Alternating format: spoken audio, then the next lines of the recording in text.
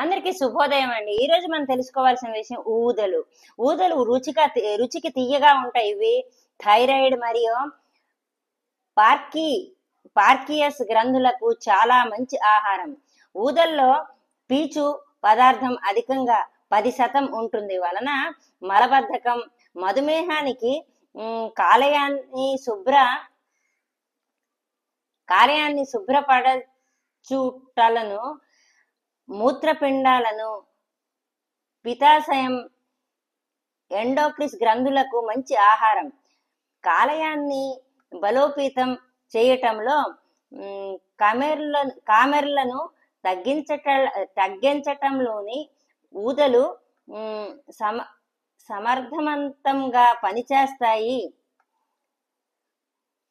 అండాశయము, గర్భాశయం క్యాన్సర్ మరియు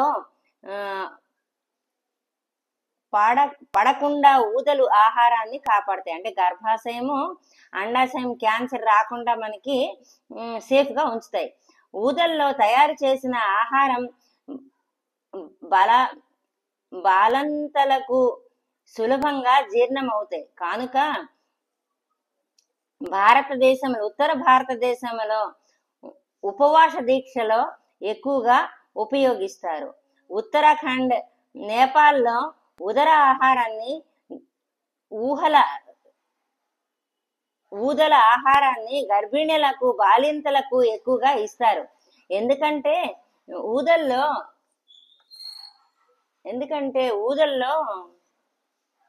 ఇనుము శాతం ఎక్కువగా ఉండడం వలన రక్తహీనత బాగా తగ్గి బాలింతలకు పాలు బాగా పడతాయని వారి నమ్మకం. ఈ ఆహారం శరీర ఉష్ణోగ్రతలను సమస్థితిలో ఉంచుతుంది. అంటే చలువ చేస్తుంది. చలువ ఉంటే వేడి చేస్తుంది, వేడి చేస్తే చలువ చేస్తుంది, నార్మల్ గా ఉంచుతుంది. ఊదలు వ్యాధి నిరోధక శక్తి పెంచుతుంది, యాంటీబాడీస్ పెంచుతుంది. శారీరక శ్రమ లేకుండా కూర్చొని పని చేసేవారికి ఇది చాలా మంచి ఆహారం.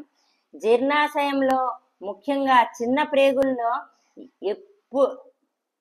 ఎప్పుడే పుండ్లు, పెద్ద ప్రేగుల్లో వచ్చే క్యాన్సర్ మరియు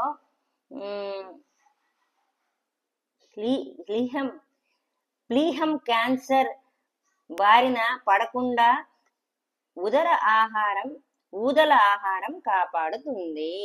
ఇంతటితో సెలవు తీసుకున్నాం. ఇది అండి ఊదలు. చూడండి.